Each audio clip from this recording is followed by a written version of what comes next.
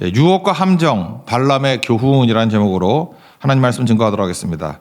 발람 선지자의 긴 이야기입니다. 그냥 축약해서 설명하면 내용은 이겁니다. 하나님께서 모압 왕 발락 따라가지 말라 그랬죠. 근데 욕심 때문에 발람 선지자는 따라갑니다. 근데 이게 가증스러운 게 뭐냐면 겉으로는 아닌 척하면서 실제로는 갑니다. 그리고 순종하면 되는데 잠깐 기도하죠. 그러니까 하나님이 중심을 보시잖아요. 그 욕심을 보시고 네 마음대로 해라. 그런데 가잖아요. 이걸 뭐라 그러죠? 기도를 빙자한 불순종. 우리 크리스찬들 이거 되게 많습니다. 순종하기 싫어서 잠깐만 기도하는 거예요. 그래서 진짜요? 진짜요? 진짜요? 그러면 하나님께서 좀 바뀌거든요. 네 마음대로 해라. 그러니까 상실한 마음대로 버려두시는 거라고요.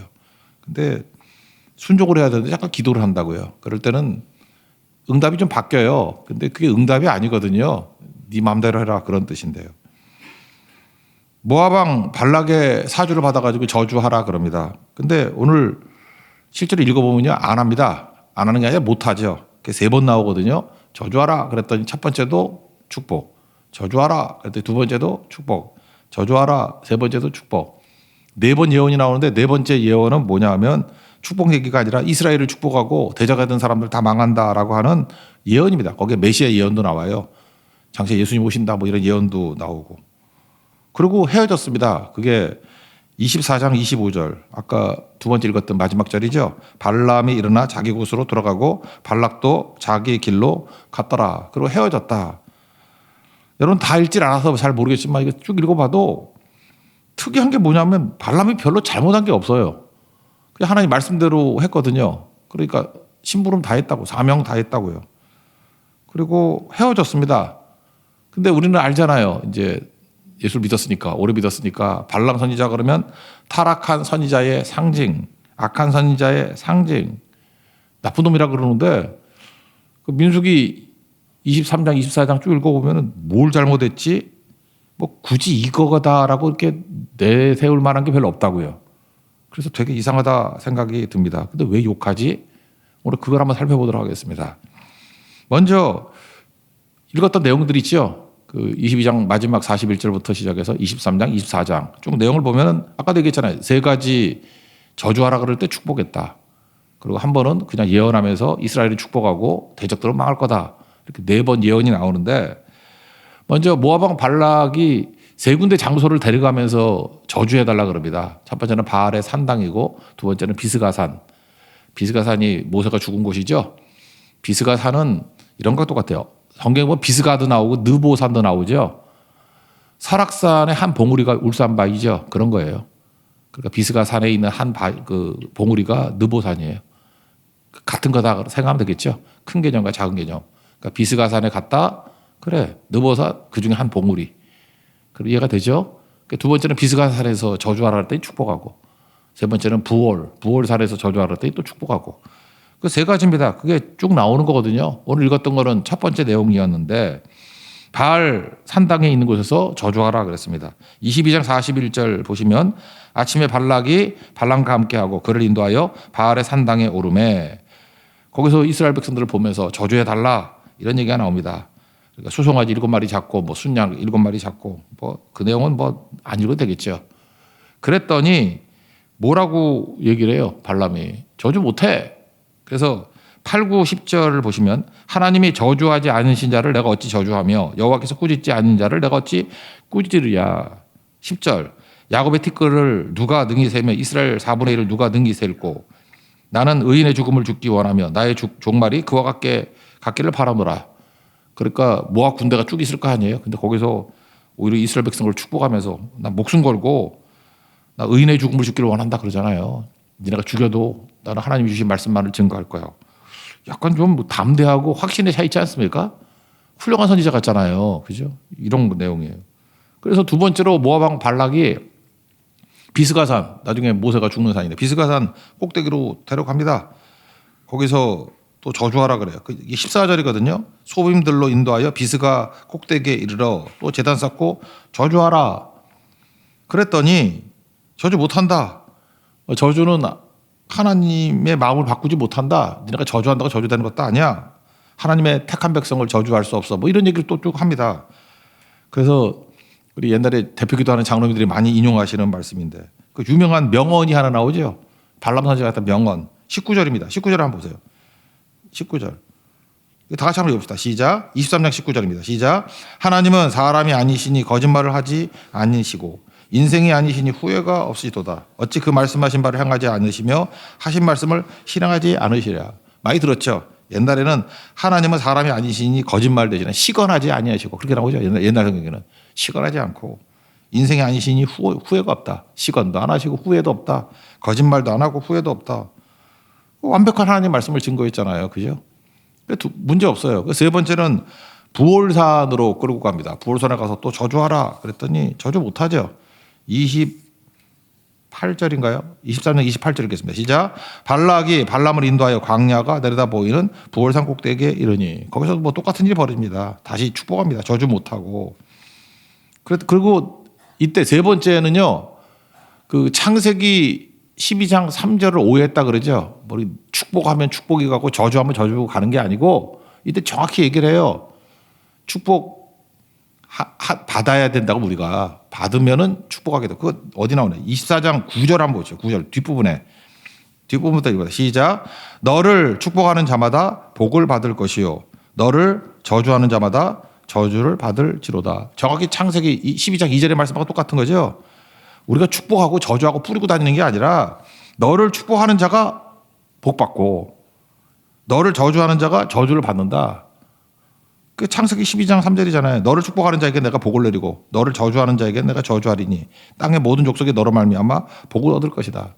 그러니까 저주한다고 저주가 되는 게 아니고 하나님 백성들을 저주하면 저주받는 거고 네가 하나님 백성을 축복하면 축복받는 거다.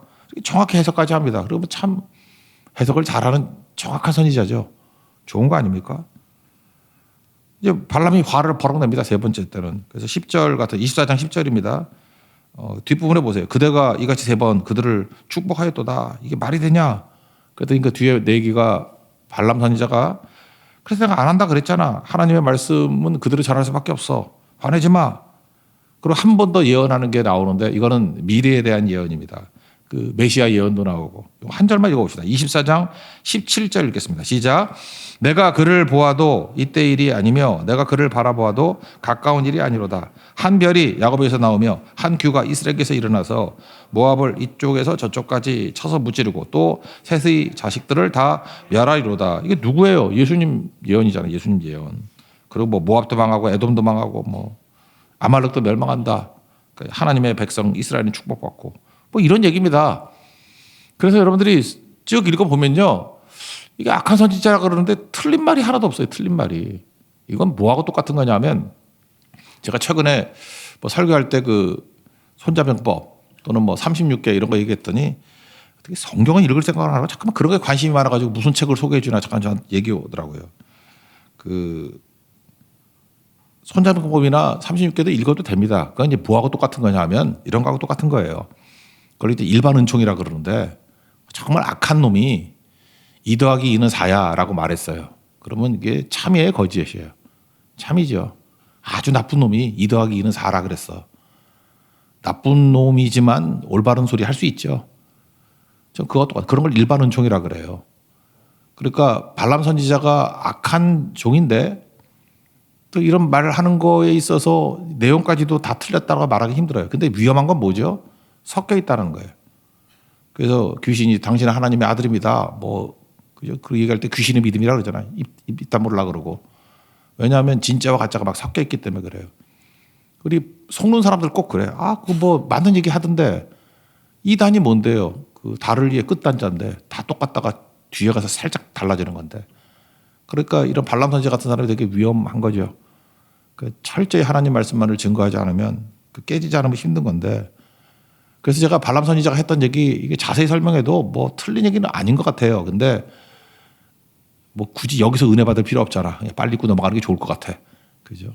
틀린 얘기는 아닌 것 같은데 일반 은총으로 맞는데 특별 은총인 성경이 진짜겠죠. 그죠? 성경 말씀에 있는 하나님의 음성이 진짜겠죠.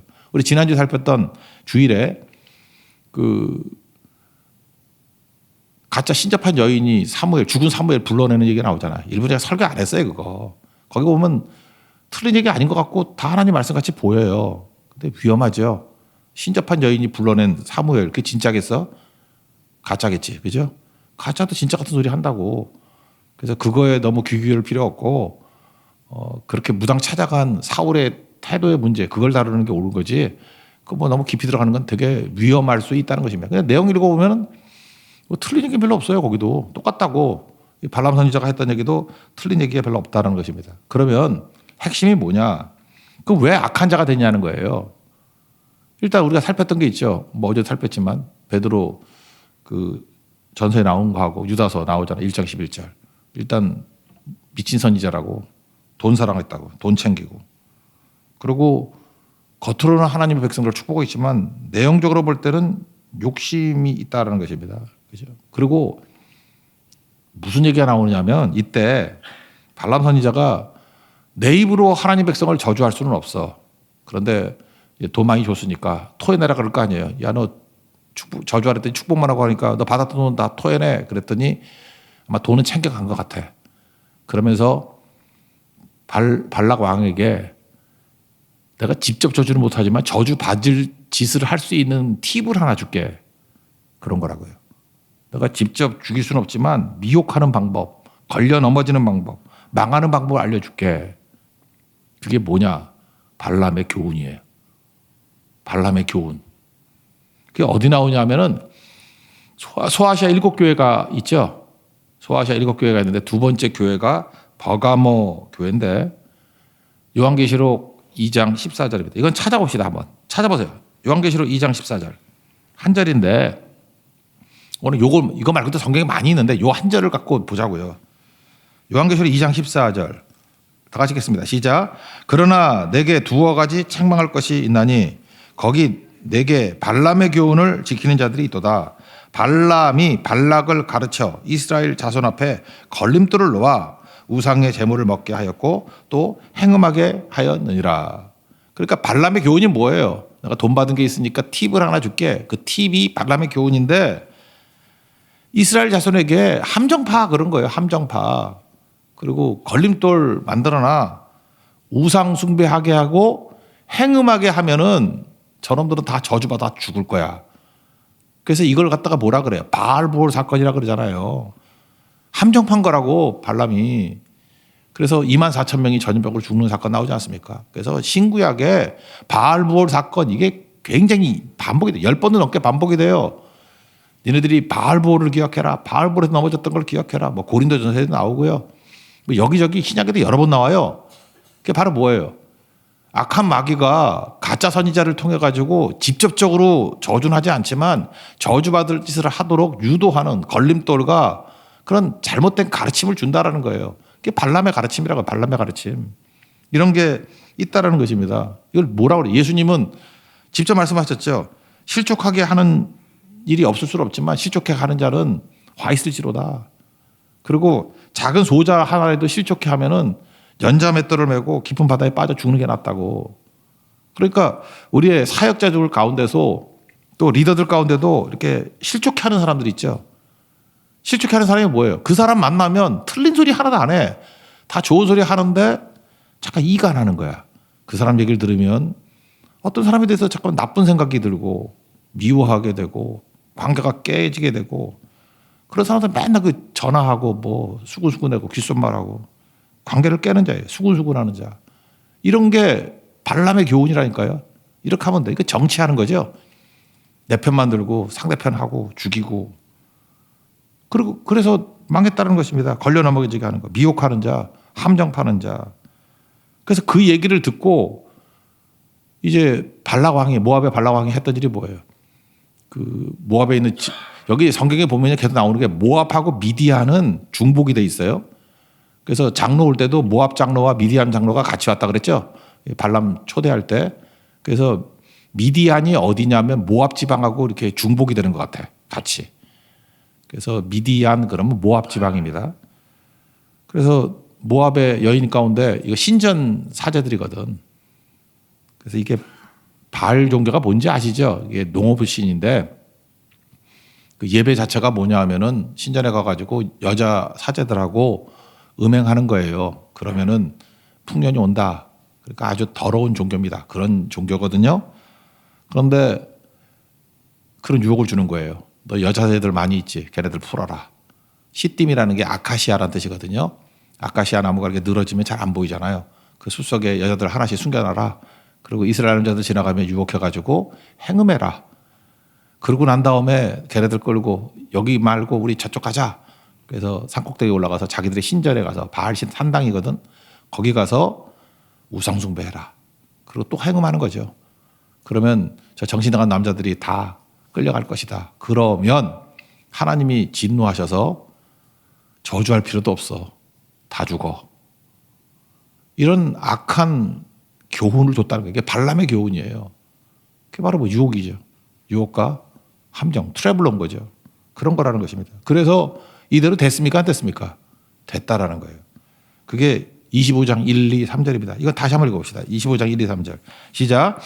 이스라엘이 시딤에 머물러 있더니 그 백성이 모압 여자들과 음행하기를 시작하니라. 그 여자들이 자기 신들에게 제사할 때 이스라엘 백성을 청하매 백성이 먹고 그들의 신들에게 절함으로 이스라엘이 바알볼에서 가담한지라. 여호와께서 이스라엘에게 진노하시니라. 그러니까 우리의 대적은요, 외적인 대적이 아니에요. 외적으로 공격할 때는 하나님께서 우리를 보호해 주십니다.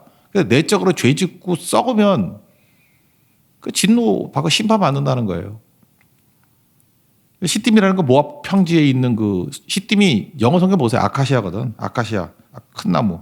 거기서 음행하게 만들고. 이거 똑같은 게 요한계시록에 나오죠. 뭐가 나와요? 음행과 사치. 바벨론의 특징이 뭐예요? 음행과 사치. 음행이 뭐라 그랬어요? 하나님 없는 만족. 사치는 뭐예요? 더 하는 거. 중독이죠. 중독. 그렇게 만드는 거예요. 똑같은 일이 벌어지잖아요. 한 번에 끝나지 않죠. 또 중독하잖아요. 시딤에서 나중엔 그 자기들의 산당에 가서 더 그래서 중독되는 거죠. 이 뿌리가 무엇입니까? 욕심이죠. 욕심이 욕심. 그래서 야고보서 1장 15절 욕심이 잉태하여 죄를 낳고 죄가 장성해서 사망 낳는다. 누구 욕심이에요? 발람 선지자의 욕심. 욕심을 버리지 않고 욕심을 가지고 있으니까 그가 하는 모든 일들이 다 넘어뜨린 일이 된다는 것입니다. 사울왕 무슨 욕심이에요? 시기심. 사울왕 어떻습니까? 분노심. 자기가 최고야. 그러니까 누가 나를 건드려 그러니까 분노하는 거야. 열등감. 사울은 천천 다윗은 만만. 내가 왜 천이야? 그러니까 시기심이 열등감이죠. 똑같은 거예요.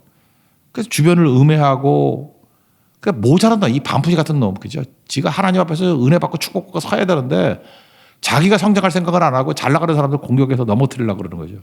저거 내가 그러니까 죽이는 거는 능력이 있어. 살리는 데 능력이 하나도 없으면서. 이게 뭐예요? 사울왕. 이게 발람. 돈 욕심. 이런 거라고요. 함정 파가지고 죽이려고 하는 거. 욕심을 이기는 힘이 어디 있다고 그랬습니까? 절제에 있다고요. 절제. 절제는 뭐예요? 욕심은 100%내 뜻인데 절제는 나를 축소시키고 나를 약화시키고 절제의 극단이 뭐냐 하면 나의 죽음이에요. NIBC. Not I, but Christ. 내가 죽고 예수로 사는 거. 100% 절제가 나를 죽이는 거잖아요. 그죠? 주의 뜻대로만 사는 거. 그 절제입니다. 절제. 절제해야지 욕심을 이길 수 있어요. 그 절제하고 난 다음에 할 일이 뭐라 그랬어요? 컨텐츠를 채우는 거죠. 한 번 승리하는 거라고. 그런데 계속 승리하려고 그러면 예배기도 선교, 말씀과 기도 이 컨텐츠를 계속 채워나가면은 그 예후 얘기했잖아요. 4대까지는 봐주겠다. 근데 다윗은 어떻습니까? 컨텐츠를 채우니까 예배, 기도, 선교로 채우니까 사명으로 채우니까 다윗의 왕위는 견고하고 영원할 것이다. 영생, eternal life.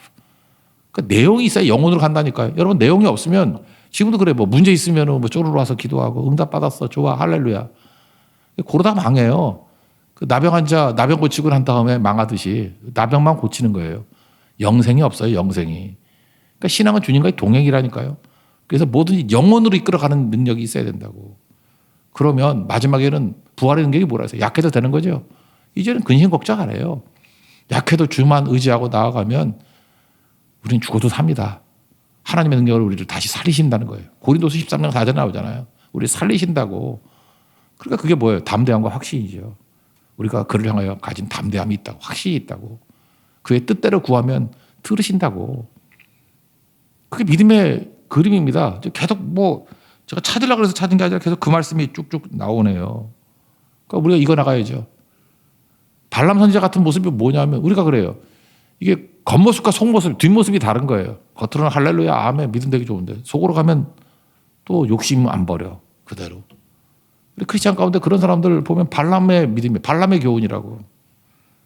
뭐 자녀들이 있으면 자녀를 주님께 맡깁니다. 나는 주님의 청지기, 좋은 청지기. 막 율동하면서 아멘하고 뭐 율동할 때 아멘하는 사람 그 율동하면서 아멘 나오나? 아멘 하면 되게 믿음 좋아 보이잖아. 안 그래요? 와, 저분 되게 믿음이 좋다. 근데 돌아서면 내 자식이야, 내 거야. 그러면서 자녀들한테 잔소리만 하고 또 내 말 안 듣고. 여러분, 우리 크리스찬들은 내 말 안 듣고 그런 말 하면 안 돼요. 하나님의 말씀대로 살아야 그래야 되지. 내 말은 들어 뭐래? 내 말이 뭐 정답이에요? 자녀를 그렇게 키운다고요. 말로는 하나님의 자녀래요. 근데 돌아오면 내 자식이에요. 말로는 그래요. 하나님의 남편이래요. 주님이 주신 남편이래요. 돌아오면 내 남편이에요. 자기 멋대로 하려고 그러고. 그런 이중성, 그게 발람입니다. 발람. 잘 보세요. 사울왕도 얼마나 회개 잘해요. 뭐 잘못했다 그러고 뭐 입으로는 뭘 못해. 행동은 하나도 안 변해요. 이유가 뭐예요? 욕심을 안 죽여요. 욕심을. 그래서 그런 사람 있잖아요. 예수는 믿는데 욕심 많은 크리스찬이라고. 욕심이 많은. 저는요 좀 욕심이 좀 많아요. 화 있을지 발람이다. 발람. 사울왕이다. 욕심이 작은 게 아니라니까요. 집안이 왜 다 망했습니까? 작은 욕심 컨트롤 못해서 그래. 욕심. 나봇의 포도원 그거 뭐 채소밭 한다고 뺏은 거 아니에요. 그러니까 욕심은 그냥 죽여야 되는 겁니다. 욕심은. 그래서 우린 절제로 살아야 돼. 절제 위에 하나님 은혜가, 그러니까 은혜로 사는 거예요. 은혜로. 그렇지 않으면 발람같이 된다는 거예요. 무서운 얘기죠. 그래서 나중에 민수기 뒤에 살피겠지만 31장 넘어가면요. 이제 하나님의 심판이나 31장 좀 넘어가면은 거기 미디안에게 원수 갚으라라고 하는 얘기예요. 31장 1절부터 8절인데 찾는 척이라도 한번 해보세요. 31장 넘어가 보세요. 31장. 제 얼굴만 쳐다보고 있어요. 제 얼굴이 성경이에요? 31장에 넘어가. 31장 1절부터 8절 읽지는 않을 거예요. 2절 보니까 이스라엘 자손의 원수를 미디안에게 갚으라 그랬죠. 그 다음에 4절 같은 데 보세요. 각 지파에서 1000명씩 전쟁에 보낼지니라. 그럼 몇 명이에요? 12,000명. 그래서 5절에는 12,000명. 거기 이스라엘 100만 명 중에서가 나오죠. 나눠주기가 천천 그랬으니까 100만이지. 천천이 100만이고요. 만만이 억이에요. 그래서 100만 명이라고 했는데 그냥 천천. 그러니까 이스라엘 백성들 많은 사람 중에서 12,000명을 뽑으라. 그래 가가지고 그 미디안의 5명의 왕을 싹 다 죽여버려요. 8절인데 30절 8절은 다 같이 한번 해봅시다. 시작. 그 죽인 자 외에 미디안의 5왕을 죽였으니 미디안의 왕들은 예유와 레겜과 수르와 후르와 레바이며 또 이게 중요하죠. 부올의 아들 발람을 칼로 죽였더라. 그러니까 누가 원수라는 거예요? 발람이 원수라는 거예요. 발람. 그래서 가가지고 발람이 또 왜 거기 기어 들어 있었는지 모르겠어. 아마 남은 돈 더 받으려고 하던가 보지. 거기서 죽여버렸다는 거예요. 적용. 욕심 버려야 됩니다. 욕심. 발람은 크리스찬을 상징해요. 그리고 사울왕도 크리스찬 얘기하잖아요. 다 믿는 사람들 아니에요. 욕심 안 버려. 욕심 작은 거 아닙니다. 욕심 많은 놈들이 꼭 보면 욕심이 시기심도 될 수 있다니까요. 내가 중심이 되고자 하는 마음. 그렇게 자꾸만 음해하고 이간질하고. 두 번째, 걸림돌 되지 마십시오. 이상하게 그 사람만 가면 분쟁이 일어나고 그 사람만 가면 싸움 나고. 죽이는 거 잘하지 마십시오. 살리는 거 잘해야 돼. 살리는 거. 뭐 다 죽어가도 그 사람만 가면은 하나님의 마음으로 살려내고 그게 능력이지. 맨날 투덜투덜해가지고 뭐 문제가 있죠. 그걸 뭐라 그러죠? 마태복음 23장 13절에 화 있을진저 외식하는 이 나쁜 놈들아 그러잖아요. 천국문을 사람들 앞에서 닫고 사역자들한테 얘기 아니에요. 천국문 닫고 너도 못 들어가고 들어가는 사람도 들어가지 못하게 하는도다. 이게 뭐예요? 이간질하는 놈들이 있다는 거예요. 이간질. 이게 발람입니다. 안 되죠. 다시 우리 주일 설교 정리한다 그러면 첫 번째 절제하십시오. 두 번째 내용으로 채우십시오. 내용이 뭐예요? 희생, 손해, 섬김. 그럼 달라질 거 아니에요. 그리고 마지막 영생과 축복으로 넘쳐나게 채우십시오. 사명으로 살라고요. 빈 그릇에서 나의 달려갈 길, 그게 사명 아니에요. 주 예수의 복음을 증거하는 일을 마치려 하면 나의 생명조차 조금 더 귀한 것을 여기지 않는다. 사도행전 20장 24절. 그리고 살아야 되겠죠. 선교도 있고 한데 제가 한번 회당해 봤어요. 이게 되게 어려움 많았던 사람들이 있거든요. 뭐 사업도 어렵고 그런데 지난번 베트남 선교 때 같아요. 어려움이 있었는데 이렇게 사명 잘 감당하니까 회사에서 그런 일도 있는가 보죠. 이렇게 견적서를 4천만 원을 냈는데 갑자기 8천만 원으로 올리래. 그러면 의심스럽잖아요. 리베이트 받으려고 그러나? 그것도 아니래요. 그냥 그동안 수고 많았으니까 너무 박리로만 일하지 말고 그냥 충분히 쓰라고. 그래서 2배 받았대요.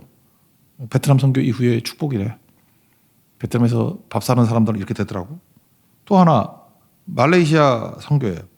어떤 집사님이 네덜란드에 이렇게 견적서를 냈는데 거기서도 그러다 2배 견적을 내라고 나왔대. 대만에서 일하는데. 그래서 뭐 좋다고 막 그랬다 그러대. 그런 거. 하나 더 얘기할까요? 그러니까 사명에 충실하면 그렇게 돼요. 한 분은 여기도 뭐 계시나? 그 주일에 제가 오래간만에 이렇게 찬송가 박수 치면서 불렀죠. 찬송가. 그랬더니 이분이 이게 좀 몸이 안 좋아하는가 봐. 손가락이 붓고 막 그랬대요. 그래서 류마티스 관절염인 줄 알았더니 그냥 관절염이네. 뭐 차이 있나? 관절이 관절이지. 근데 그 관절염 약이 이게 염증이기 때문에 약이 독하거든요. 뭐가 맞는지도 모르고. 그래서 막 두통이 오고 토하고 그러는가 봐. 구토 있고. 약도 못 먹고. 힘들었는데 3월 16일 예배를 드리면서 박수 치는데 속으로 찬송 끝나고 기도 끝나면 낫겠다라는 믿음이 생기더래. 월요일에 3월 17일 아침에 통증과 붓기 다 회복되고 좋아졌대요. 결론 베트남 선교 갑니다. 됐죠? 무슨 얘기냐? 아까도 얘기했잖아요. 세상 살아가다가 일이 안 풀리고 되게 힘들어. 뭐부터 시작할까요? 운동부터 시작하세요. 그냥 나가서 걷던지 계단 걷던지 자전거를 타던지 하여튼 집안에 처박히지 말고 나가라고. 그래야 우울증도 벗어나고 회복이 돼. 힘들어도 운동부터 시작해야 돼. 운동부터. 그러면 안 움직이던 것들이 기능하기 시작하면서 머리도 돌기 시작하고 의욕도 생기고 나쁜 생각도 사라지게 되고 이따 몸은 그래요. 영적으로 봅시다. 영적으로.